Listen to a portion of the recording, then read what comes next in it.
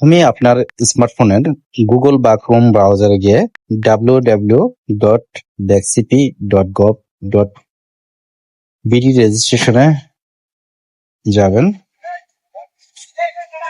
তারপর এরকম একটি ইন্টারফেস দেখতে পাবেন।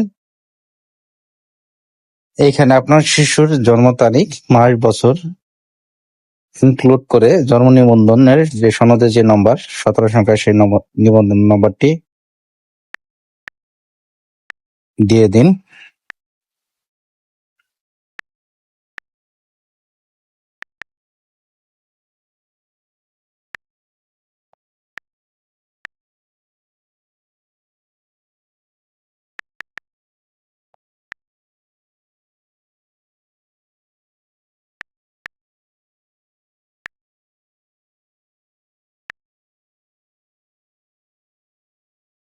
দেন এরকম একটি ক্যাপচা কোড দিয়ে দিবে। কোডটি লিখে যাচাইকরণে ক্লিক করবেন।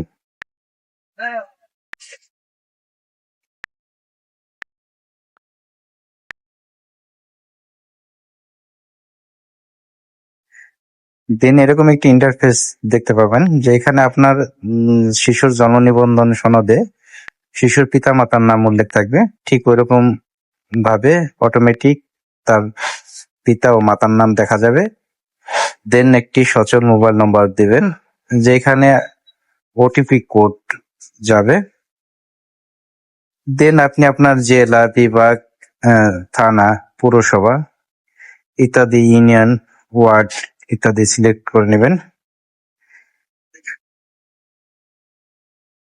আমি ঠিক যেভাবে দেখিয়ে দিচ্ছি ঠিক এইভাবে আপনারা ধীরে ধীরে কার্য সম্পন্ন করবেন।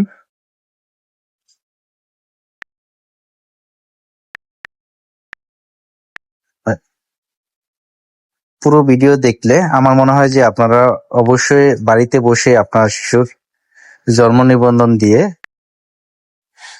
টাইফয়েড প্রতিরোধী টিকার জন্য আবেদন করতে পারবেন। দেন এরকম একটি ওটিপি কোড আপনার মোবাইল থেকে আসবে। পূরণ করে সাবমিট করার পর ঠিক এরকম একটি ইন্টারফেস দেখতে পাবেন, যেখানে উপরে দেখতে পাবেন টাইফয়েড।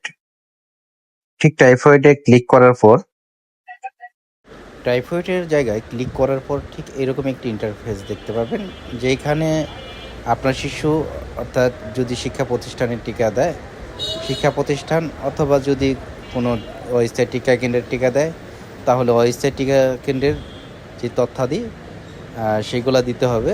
যেমন যদি বিভাগ, জেলা, থানা, ইউনিয়ন, ওয়ার্ড সিলেক্ট করে যদি শিক্ষা প্রতিষ্ঠানে পড়ে তবে শিক্ষা প্রতিষ্ঠানের তথ্য দিতে হবে।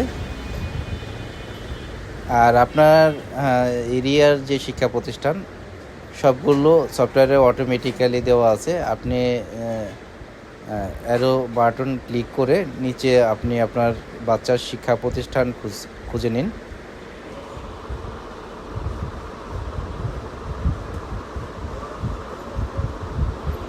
মনে রাখবেন, টাইফয়েড একটি মারাত্মক ব্যাধি। এই ব্যাধি থেকে রক্ষা পেতে অবশ্যই আপনার শিশুকে টাইফয়েড প্রতিরোধী টিকা দিন। সব কিছু পূরণ করে সাবমিট করুন। দেন দেখতে পাবেন এরকম একটি ইন্টারফেস, যেখানে লেখা থাকবে টাইফয়েড ভ্যাকসিন কার্ড ডাউনলোড করুন। ডাউনলোডে ক্লিক করুন, পিডিএফ ফাইল ডাউনলোড হবে। দেন কোনো কম্পিউটারের দোকান থেকে গিয়ে পিডিএফ ফাইলটি বের করে নিয়ে আসবেন। যদি ভিডিওটি